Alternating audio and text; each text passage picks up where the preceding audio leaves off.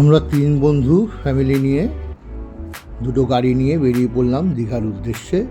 এখন আমরা একত্রিত হয়ে ছবি তুলেছি রাস্তায়।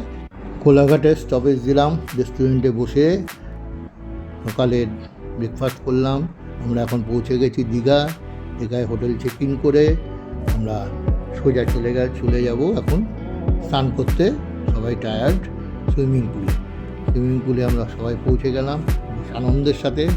দারুণ স্নান করলাম, স্নান করে যেন খিদে বাড়ে এবং এইভাবে দেখুন কত আনন্দের সাথে সকালে স্নান করছি সুইমিং পুলে। খুব সুন্দর সুইমিং পুলটা। সবাই মিলে একত্রিত হয়ে স্নান করলাম, আনন্দ করলাম এবং বাচ্চাদের নিয়ে দেখাবো। আমরা সাঁতারের কম্পিটিশান করলাম, এগুলো দেখাচ্ছি আপনাদের। খুব ভালো লাগলো এখানে এসে অনেকদিন পর। আমাদের এখন পুকুর বিরাটি প্রায় সব বন্ধ। আগে তো পুকুর ছাড়া স্নানই করতাম না, অনেকদিন পর সুইমিং পুলে নামলাম।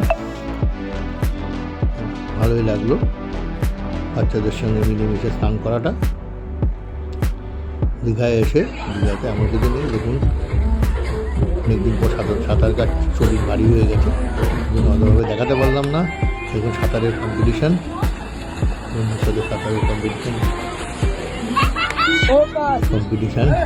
তো এই আমরা সন্ধ্যাবেলা দীঘায় বেরিয়ে ছবি তুললাম।